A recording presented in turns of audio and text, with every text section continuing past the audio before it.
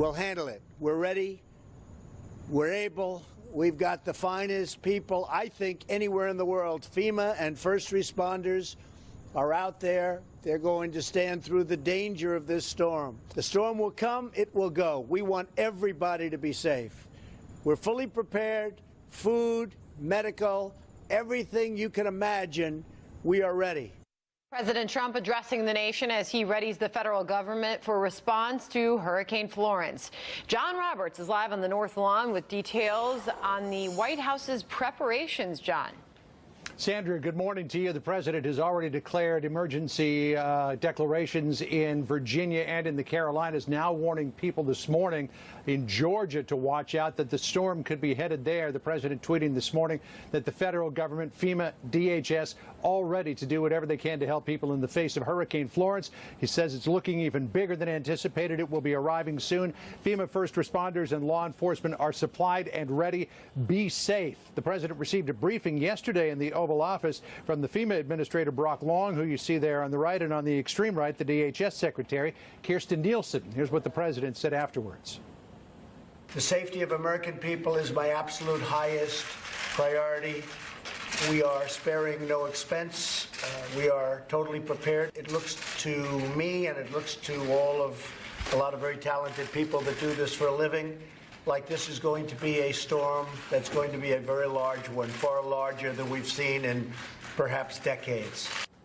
As was learned after Hurricane Andrew back in 1992 and then relearned after Hurricane Katrina in 2005, FEMA now taking steps to reposition personnel and materials in the potential disaster zone so that they can respond a lot quicker. This was an area, and I covered it, Hurricane Fran, right after Bertha, both twin hits in 1996, that was really devastated.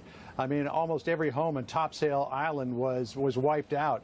And it looks like they're going to get hit even harder this time, Sandra, and not just by the wind, but all the water that's being pushed and dumped by this storm as well.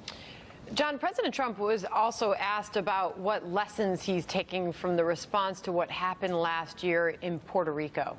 Yeah, and he seemed to suggest yesterday when he was asked that question and after that Oval Office briefing that there was nothing that the federal government had to learn from the response to Puerto Rico, the president indicating it was a home run. Listen to what he said.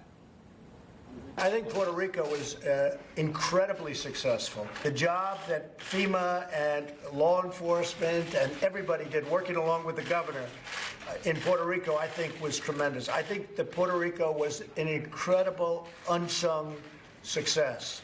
Those remarks to criticism from San Juan's Mayor Carmen Yulín Cruz, who last night called the president's comments despicable and then tweeted about it, saying President Trump thinks losing 3,000 lives is a success.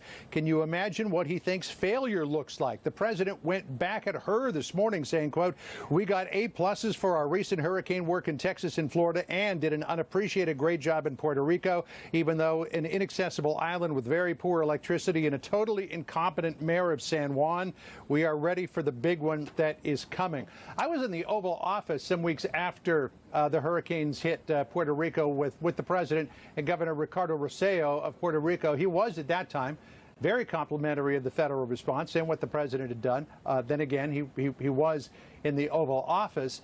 And I was told by federal officials at the time that the mayor of San Juan was really trying to fight the administration at almost every turn because she had an agenda that was different than the agenda that they had. But Governor Rosselló seems to have changed his tune a little bit in a statement released yesterday saying, quote, "Now is not the time to pass judgment. It is time to channel every effort to improve the lives of over 3 million Americans in Puerto Rico." And I'm sure this morning, Sandra, people up and down the mid-Atlantic coast would be saying it's also time to focus on what we're facing in the next 48 to 72 hours.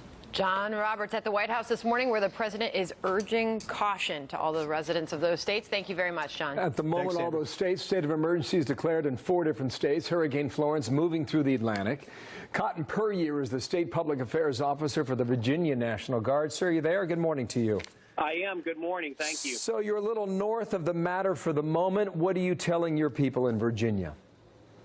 So for the Virginia National Guard, we are still on track to bring up to 1,500 personnel on duty. We're staging them at key locations in Virginia, and that's still our plan.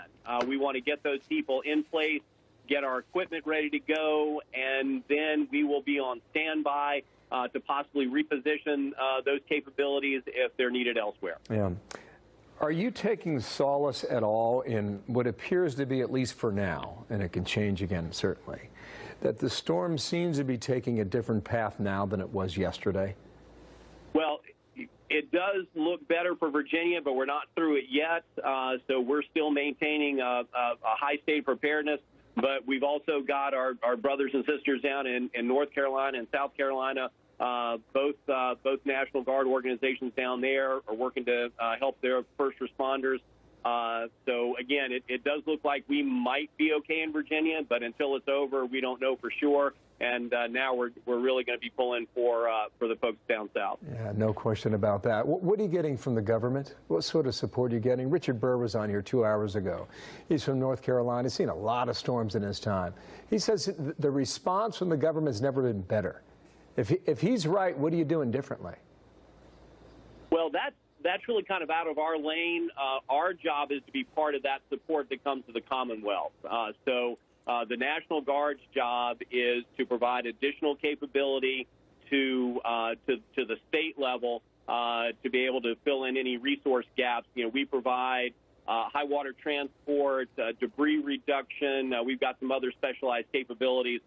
So we're part of the toolkit that the governor has, and again, the governors down in North Carolina and South Carolina have their guard at their disposal. So we're part of that overall solution that's helping those localities make sure they've got the capabilities they need to keep people safe. When do you make a move, or for the moment is just pre-positioning and waiting? Right, pre-position. The key to being able to rapidly respond is having that personnel and equipment positioned in the right place. And for now, we're setting up at the locations where we decided. And we're just watching the storms, and we are in contact with those other states. If potentially they need help down here, if it looks like we truly are going to be spared a big impact, but we're in constant coordination with them. So for now, we're sitting tight, but we're monitoring the storm, and we've got the capability to reposition that personnel and equipment if we need to. You've seen the radar, right? I mean, this storm just looks massive. Right, and that's why, again, it's important that we have leaned forward. It's great that we've been responsive ahead of time, because for the Guard, the citizen soldiers, citizen airmen, they've got to get disengaged from their full-time jobs, their families, to be able to come on duty. So we've gotten plenty of advance notice to get all of our capabilities ready to go. So we've all been watching it, but it's been great for us to be able to use that time to get ready to go, and so that way, if we're needed, we can get there quickly. Oh, good luck, okay? Thanks.